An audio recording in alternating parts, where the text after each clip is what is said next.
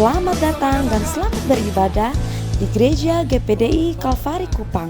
Mari sama-sama kita akan melihat pengumuman untuk jadwal ibadah sepekan. Oleh kuasa dan Allah di pihak kita, siapa dapat melawan? Kita lebih dari pemenang, lebih dari pemenang, pemenang dalam segala perkara.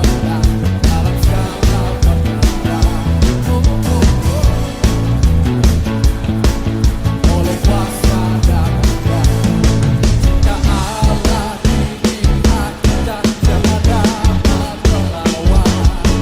Kita lebih dari pemenang. Haleluya, haleluya.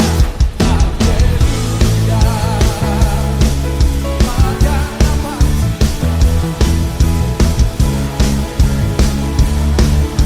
Kami juga mengucapkan selamat datang untuk para jemaat yang baru pertama kali bergabung di Gereja GPDI Kalvari Kupang. Sampai jumpa di ibadah-ibadah selanjutnya ya. Tuhan Yesus memberkati. GPDI Kalvari, sekali Yesus, tetap Yesus. Haleluya. kita bersama, kita mengakhiri tahun ini dengan jadi pemenang. Amin. Katakan bersama. Puji Tuhan, silakan duduk. Selamat sore, salam sejahtera bagi kita semua dalam kasih Tuhan kita Yesus Kristus. Kembali kita bersyukur kepada Tuhan untuk kesempatan yang Tuhan masih berikan kepada setiap kita dapat ada di rumah Tuhan untuk beribadah kepada Tuhan. Baik Bapak Ibu Saudara sekalian, mari kita membuka Alkitab kita di dalam Injil Lukas pasal 17. Injil Lukas pasal 17 ayat 11 sampai ayat yang ke-19. Injil Lukas pasal 17 ayat 11 sampai ayat yang ke-19, demikian firman Tuhan. Dalam perjalanannya ke Yerusalem, Yesus menyusur perbatasan Samaria dan Galilea. Ketika ia memasuki suatu desa, datanglah 10 orang kusta menemui dia. Mereka tinggal berdiri agak jauh dan berteriak, "Yesus Guru, kasihanilah kami." Lalu ia memandang kepada mereka dan berkata, "Pergilah, perlihatkanlah dirimu kepada imam-imam." Dan sementara mereka di tengah jalan, mereka menjadi tahir. Seorang dari mereka ketika melihat bahwa ia telah sembuh, kembali sambil memuliakan Allah dengan suara nyaring. Lalu tersungkur di depan kaki Yesus dan mengucap syukur kepadanya. Orang itu adalah seorang Samaria. Lalu Yesus berkata, "Bukankah ke-10 orang tadi semuanya telah menjadi tahir?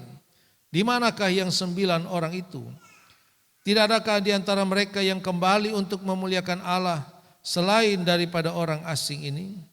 Lalu ia berkata kepada orang itu, "Berdirilah dan pergilah. Imanmu telah menyelamatkan engkau." Puji Tuhan.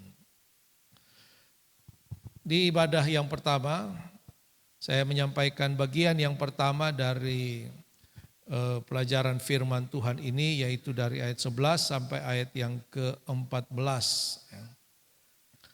Yang berbicara tentang keadaan orang kusta yang diatur di dalam hukum Taurat. Di mana orang kusta itu dianggap sebagai orang yang terkutuk, mengalami kutukan akibat dosa. Karena itu di dalam Hakim-Hakim pasal yang ke-13 dan 14 diatur bagaimana kehidupan orang kusta. Dalam pasal 13 ayat 45-46, di situ diatur bahwa orang kusta itu ketika mereka dinyatakan sebagai orang kusta, berpenyakit kusta oleh para imam, maka mereka harus keluar dari rumah mereka, keluar dari keluarga mereka, keluar dari lingkungan sosial mereka, dan mereka harus tinggal di lubang-lubang batu, di gunung-gunung, saudara. Menyingkir dari kehidupan normal. Mereka harus menutupi muka mereka dengan kain. Itu kehidupan orang kusta, kehidupan yang mengerikan, saudara. Melambangkan kehidupan orang di dalam dosa, sebuah kehidupan yang mengerikan, sebuah kehidupan yang yang tidak berpengharapan. Kusta juga berbicara tentang keterpisahan hubungannya, baik dengan sesamanya, tetapi menggambarkan tentang keterpisahan hubungan manusia dengan Tuhan karena sebab dosa. Lalu kalau kita membaca tadi 10 orang kusta ini, karena itu mereka berjumpa mencari Yesus, tapi mereka berdiri jauh karena mereka menyadari keadaan mereka. Mereka mengetahui keadaan mereka. Banyak orang tidak menyadari keadaannya. Di dalam Injil Lukas pasal 18 ada perumpamaan tentang doa orang Farisi dan pemungut cukai. Orang Farisi ini berdoa sebagai orang yang tidak mengenal dirinya. Dia berdoa, dia bilang, Tuhan, saya ini mengucap syukur kepada Tuhan karena saya tidak sama seperti orang yang di belakang itu. Saya berpuasa, saya bayar perpuluhan, saya rajin ibadah. Tidak sama dengan pemungut cukai yang di belakang itu. Padahal Tuhan Yesus katakan kepada orang-orang Farisi, kalian ini seperti kubur. Di luar berlabur putih bersih, tapi di dalam penuh dengan tulang belulang. Itu doa yang tidak kenal diri. Tidak tahu diri. Merasa diri hebat, merasa diri suci, benar. Tapi 10 orang kusta ini mereka datang kepada Tuhan, tapi mereka juga kenal diri mereka.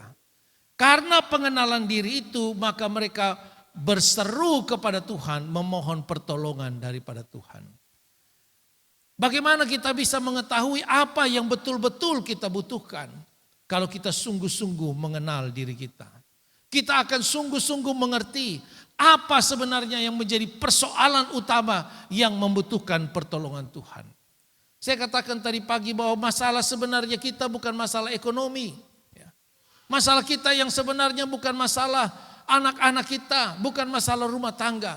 Persoalan utama kita adalah persoalan dosa. Kalau kita memperbaiki kehidupan kita, kita menyadari keberdosaan kita. Kita menyadari kelemahan, kekurangan kita. Kita berdoa agar Tuhan memulihkan hubungan kita. Kalau hubungan kita dengan Tuhan pulih, maka segala hal yang lain dipulihkan oleh Tuhan. Amin. Karena itu Alkitab katakan, carilah dahulu kerajaan Allah dan kebenarannya.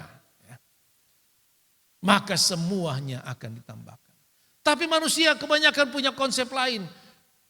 Saya ketemu dulu dengan semua kebutuhan saya, baru saya mencari Tuhan. Baru saya mencari kebenaran firman Tuhan. 10 orang kusta ini kemudian mereka berseru.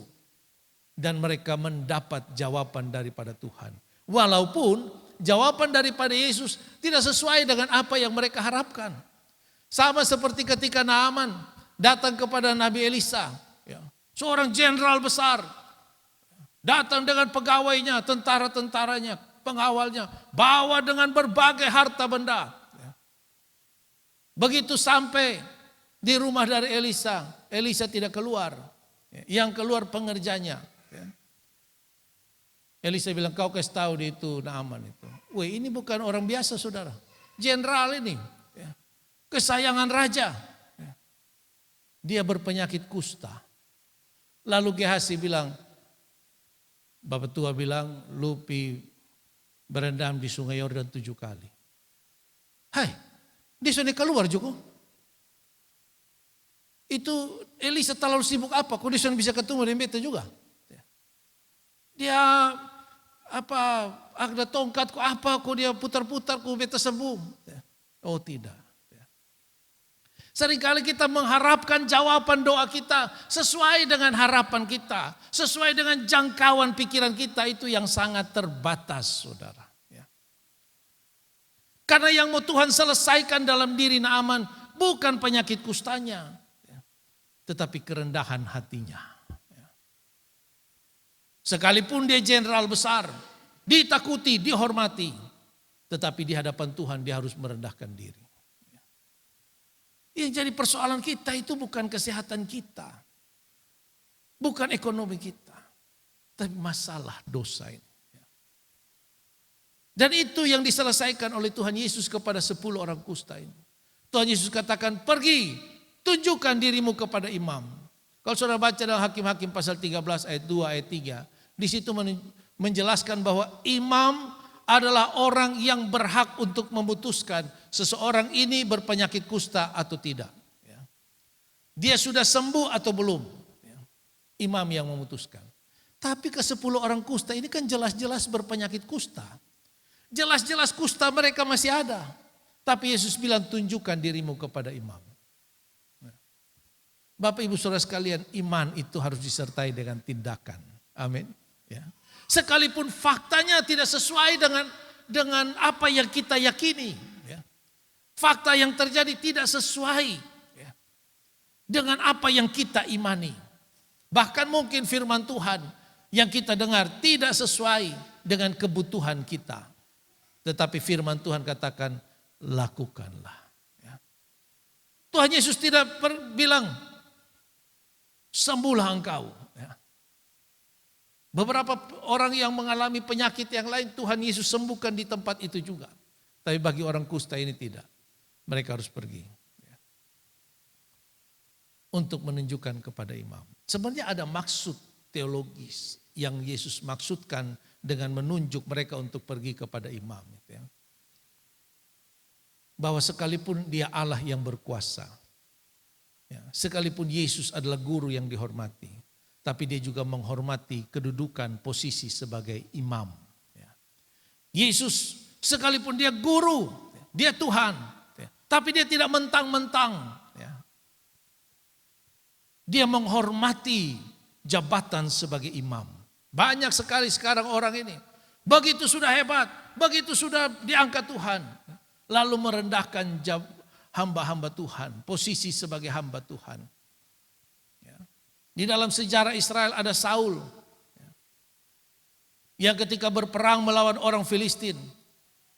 Lalu karena menunggu Samuel tidak datang-datang. Saul bilang, kau cuma bakar korban, kau berdoa sesusah apa. Biar Samuel sudah datang kan beta juga bisa. Yesus sekalipun dia Allah. Tapi dia menghormati posisi imam. Dia tahu bahwa hanya imamlah yang berhak untuk menentukan seseorang ini sembuh atau tidak. Dan puji Tuhan kita baca tadi. Sementara mereka dalam perjalanan mereka menjadi sembuh. Mereka sembuh. Mereka kembali tahir. Mereka kembali suci dalam perjalanan. Bapak Ibu Saudara sekalian, pengalaman-pengalaman iman kita itulah yang membentuk kehidupan rohani kita.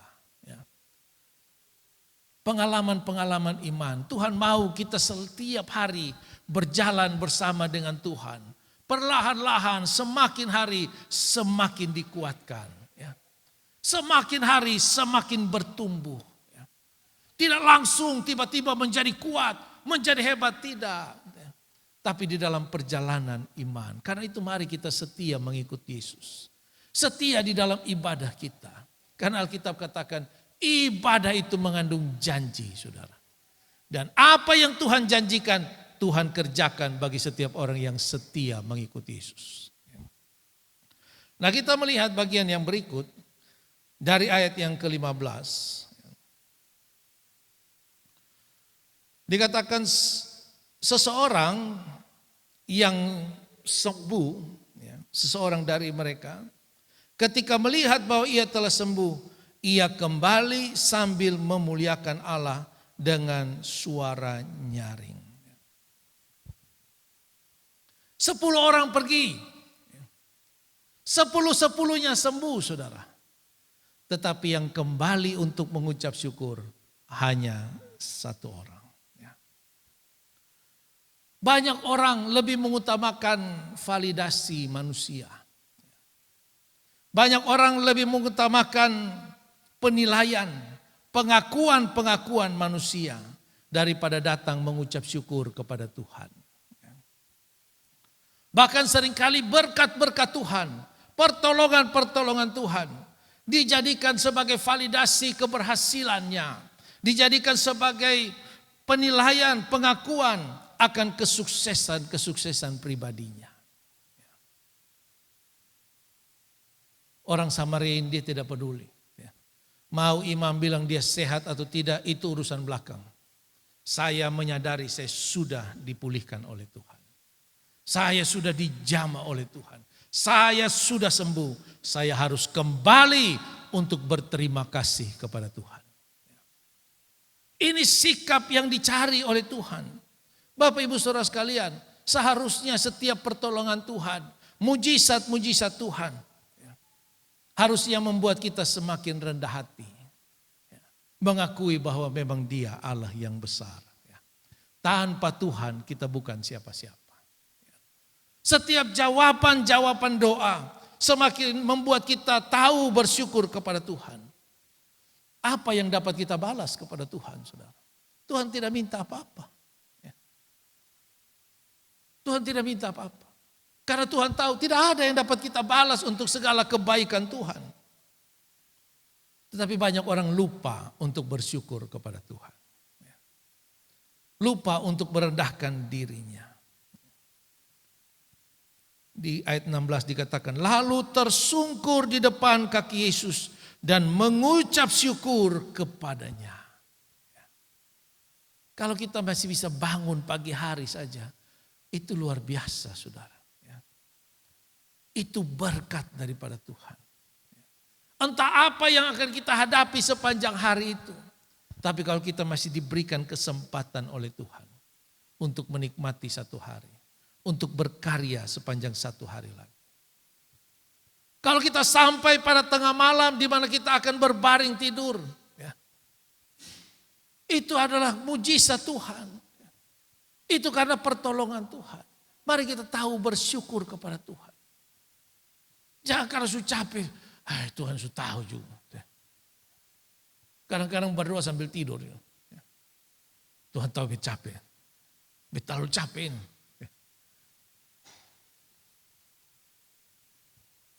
Mari kita belajar untuk tahu, merendahkan diri di hadapan Tuhan. Bersyukur kepada Tuhan. Karena sekali lagi tidak ada yang dapat kita lakukan satupun sekecil atau sebesar apapun untuk membalas segala kebaikan Tuhan. Pemazmur berkali-kali menyatakan apa yang dapat dia buat untuk membalas segala kebaikan Tuhan. Tidak ada. Makanya pemazmur katakan, hai jiwaku pujilah Tuhan. Dia mendorong dirinya sendiri untuk memuji Tuhan. Ingatlah akan segala kebaikan Tuhan. Mari kita mendorong diri kita.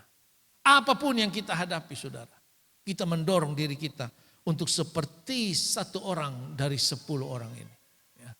Tahu datang bersyukur, merendahkan diri.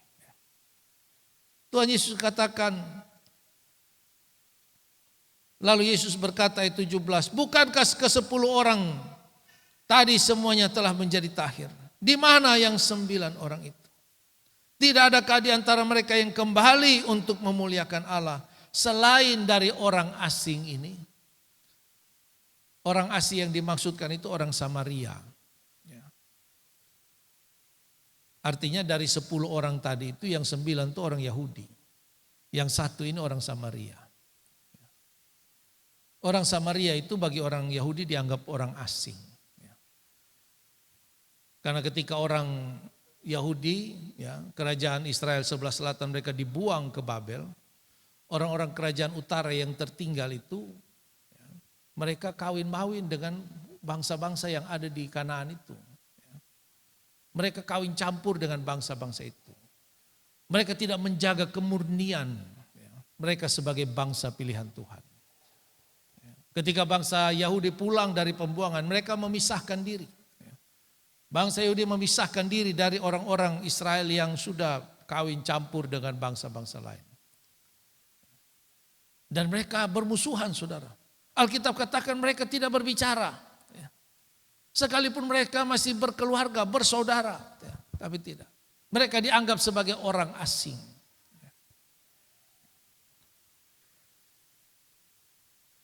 Ada fakta bahwa orang yang sudah terbiasa mendapatkan pertolongan seringkali kurang menghargai pertolongan itu. Ada survei, 1 kali orang ditolong, dia akan bersyukur luar biasa. 2 kali orang ditolong, dia akan berterima kasih. 3 kali orang ditolong, dia akan menganggap pertolongan itu biasa saja. 4 kali orang ditolong, dia akan merasa orang itu punya kewajiban untuk menolong dirinya. Dia akan merasa pertolongan itu adalah haknya. Dia wajib ditolong. Itu sifat manusia, saudara. Seringkali kita yang banyak menerima pertolongan ini, kita menganggap biasa-biasa saja. Oh, itu sudah biasa. Tapi bagi orang-orang yang baru sekali mengalami pertolongan Tuhan, wah, mereka penuh dengan ucapan syukur. Lalu apakah itu bisa kita anggap sebagai suatu kewajaran? Tidak, saudara. Di dalam Wahyu pasal 2, Tuhan ingatkan kepada jemaat di Efesus. Ingatlah betapa dalam kamu sudah jatuh. Kenapa? Kamu meninggalkan kasihmu yang semula. Kasih yang menggebu-gebu. Kasih yang bernyala-nyala untuk mencari Tuhan. Kasih yang selalu datang kepada Tuhan untuk merendahkan diri dan bersyukur.